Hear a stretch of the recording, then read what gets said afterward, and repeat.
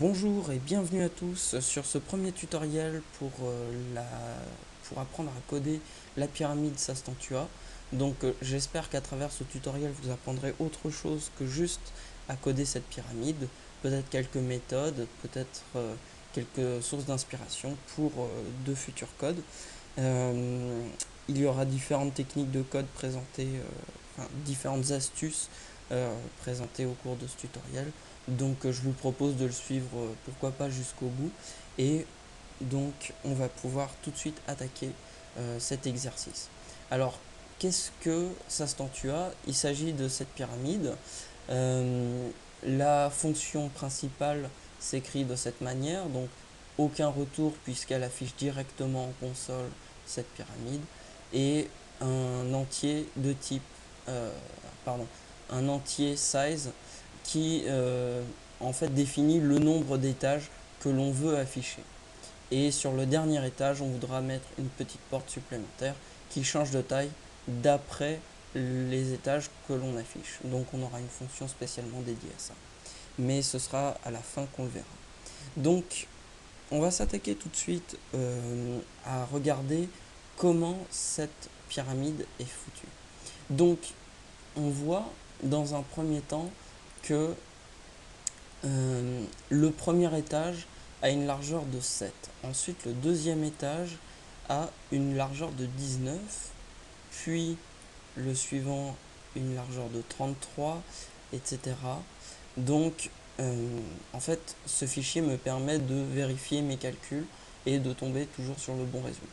Donc, pour le moment, ce ne sera pas forcément très utile puisqu'on va d'abord afficher des rectangles en console et ensuite on s'occupera de leur donner la bonne dimension, plus tard la bonne forme et enfin de les centrer et d'ajouter la porte.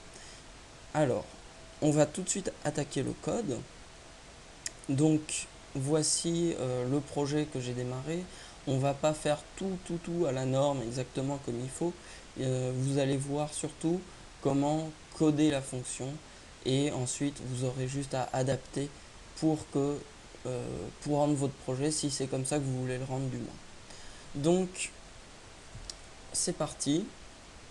On va avoir dans un premier temps, comme vous le voyez ici, la fonction Sastantua. Donc aucun retour, comme on l'a vu sur le PDF. Donc void Sastantua, toujours un peu relou à écrire ce truc là. Et ici le int size dont on a vu l'existence tout à l'heure. Alors, qu'est-ce que Sastantua va faire? Cette fonction va juste itérer sur size et afficher un étage à la fois. Donc comment on va faire ça? On va utiliser une fonction qui plus tard sera la fonction étage. Donc pourquoi pas l'écrire tout de suite.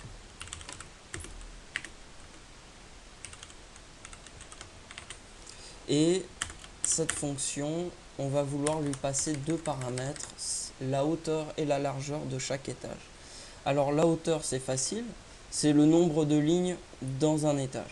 Donc au début, on a trois lignes, puis 4, puis 5, 6, 7.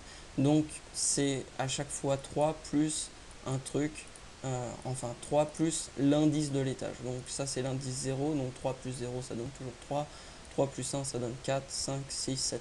Donc voilà, on a déjà une idée de formule qu'on va pouvoir utiliser. Donc la hauteur et la largeur. Pardon. Ensuite, on va déjà commencer avec la fonction Sastantua. Donc pour faire simple, on va partir sur une boucle de type while et on va faire quelque chose qui ressemble à ça. While i plus petit que size, donc on itère sur size et on va dire que on fait appel à la fonction étage, hauteur, largeur et évidemment on ne va pas oublier d'incrémenter i pour pas avoir une boucle infinie. On a besoin ici de hauteur et largeur.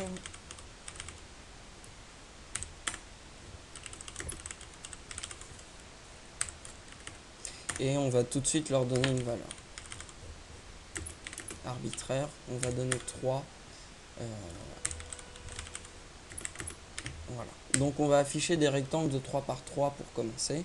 Et ensuite, dans l'épisode suivant, on donnera une vraie valeur à ces deux variables. Et à la limite, on pourra même s'en débarrasser, vous verrez comment. Donc, maintenant, pour pouvoir afficher ces étages, on va avoir besoin de coder la fonction étage. Donc étage, c'est si vous avez fait la colle jusqu'au bout, vous savez sans doute que le plus simple, c'est d'utiliser une boucle imbriquée. Donc on va utiliser les deux indices de boucle dont on a besoin, i et j. On va initialiser i à 0, faire un petit while, i plus petit que la hauteur. D'abord on itère sur le nombre de lignes de chaque étage. Et ensuite, on va itérer sur le nombre de colonnes dans chaque ligne. Donc, on va itérer sur chaque caractère à afficher.